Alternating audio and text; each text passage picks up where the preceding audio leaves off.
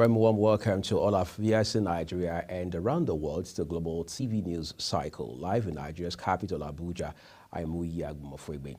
President Bola Tinubu has said that he takes a cue from no nation, but will only advance the interests of the Nigerian state in his approach toward ECOWAS's handling of regional standoff, particularly in Niger Republic. A statement by the presidency on Saturday indicated that the president received an invitation to a sideline event at the United Nations General Assembly, UNGA, in New York from U.S. President Joe Biden. Tinubu was also said to have advised U.S. Presidential Envoy and Assistant Secretary of State for African Affairs, Ambassador Molifi, to ensure that U.S. policy is intentionally collaborative with the independent African democracies at a time when they are under assault by anti-democratic forces within and outside the continent. The president noted that American-backed development finance and multilateral institutions, which were designed to support war-torn Europe after World War II, require swift and comprehensive reform to meet the developmental requirements of younger democracies in Africa, which operate in authoritarian, crowded environments, will no longer be manipulated to serve self-seeking demagogues through unconstitutional takeovers of power. In the meantime, United States President Joe Biden has expressed the desire to work with the newly sworn-in president of Nigeria, Bola Tinubu. This was disclosed in a statement from Biden to Tinubu while felicitating with the president. Biden, the release reiterated his administration's readiness to work with President Tinubu to strengthen ties between the United States and Nigeria. The U.S. president expressed optimism about the ideas and energy of the dynamic connection between the two countries, noting that the U.S. will continue to work closely with the most populous country in Africa. Back home, the National Security Advisor, NSA, Nuhu Ribadu, says the country is still losing 400,000 barrels of crude oil daily to local and international thieves, despite efforts to end the menace. Ribadu confirmed this when he led a presidential delegation to inspect oil and gas facilities at Owaza in Abia and Odogwa in Eche local government area of Rivers on Saturday.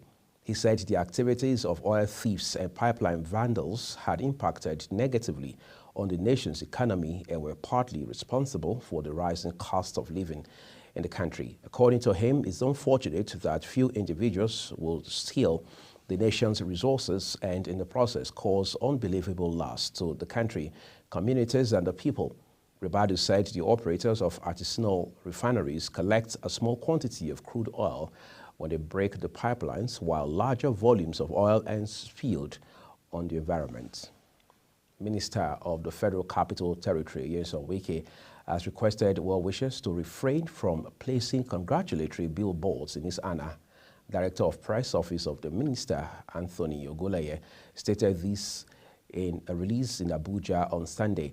Ogunleye said while the minister deeply appreciates the warm wishes and support of citizens, he kindly but strongly requests that such billboards and advertisements be discontinued with immediate effects, insisting that Wike's foremost duty lies in contributing to the development and growth of the nation's capital and the well-being of residents as well as Nigeria in its entirety.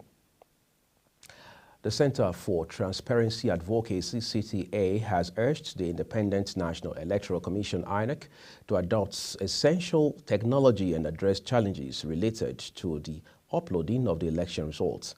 The Election Observer Group made the call while during the public presentation of CTA's report on the 2023 election titled Public Perception of INEC and the Conduct of Elections in Nigeria, a Comprehensive Survey.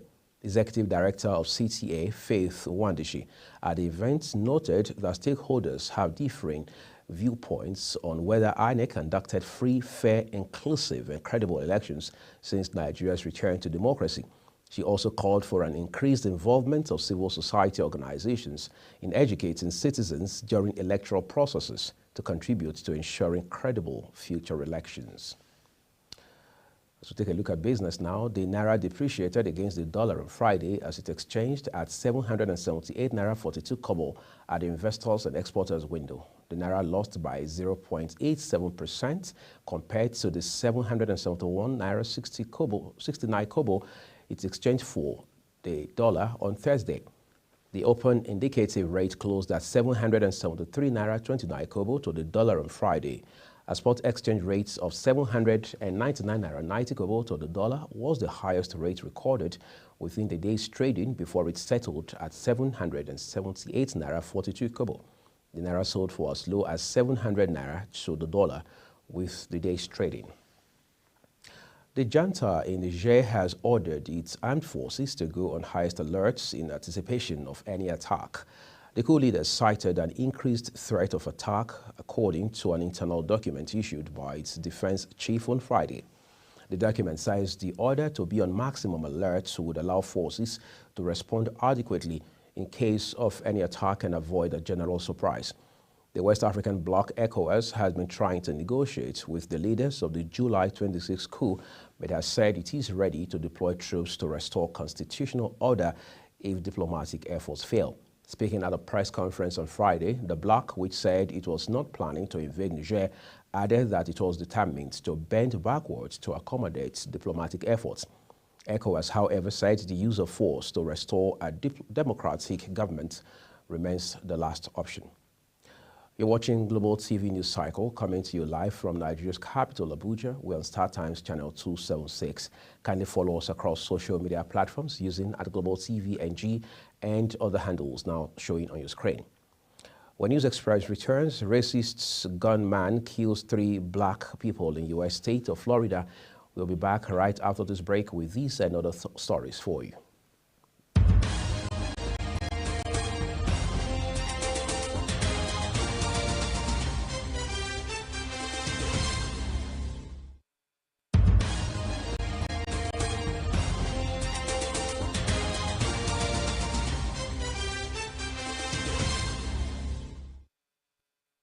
This is Global Television bringing you live broadcasts of news from Nigeria's capital, Abuja. Wagner chief Yevgeny Prigozhin has been confirmed dead after genetic analysis of bodies found in Wednesday's plane crash. The investigative committee said the identities of all 10 victims had been established and corresponded to those on the flight's passenger list.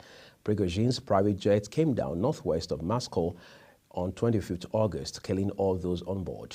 The Kremlin has denied speculation it was to blame for the crash.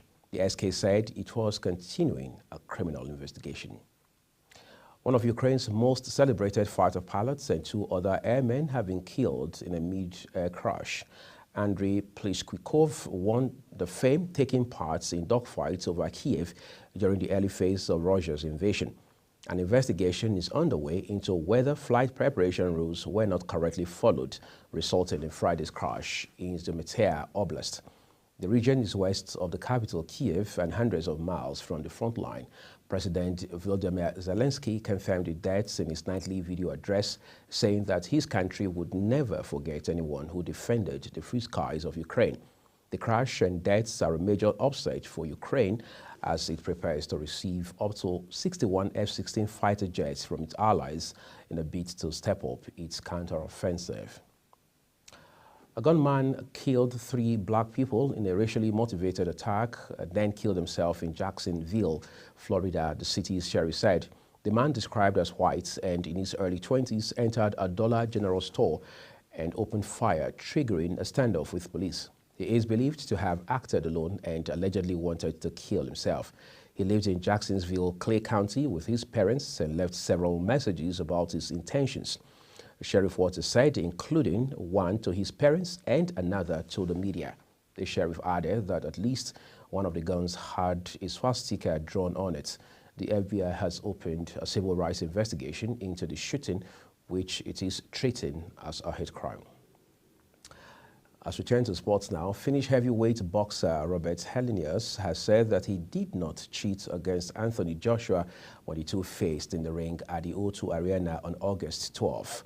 Matchroom Boxing reported that a pre-fight doping test conducted before Helenius faced the British Nigerian returned an adverse analytical finding for a non-steroid substance. The Finnish heavyweight was drafted in on a week's notice following Dillian Whyte's removal from the main event due to his own voluntary anti-doping agency field tests.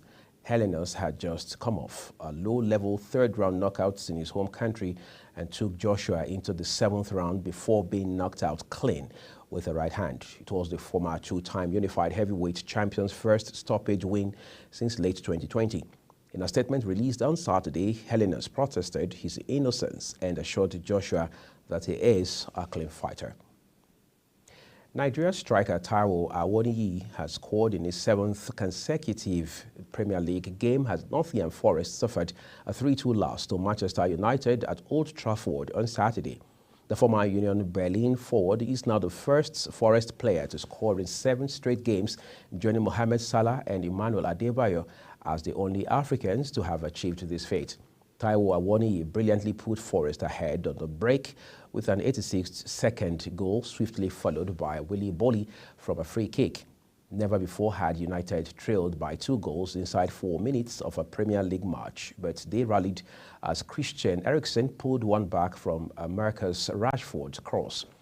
Casemiro wasted a glorious chance to level but made amends shortly after half-time when turning home at the end of a clever free-kick routine.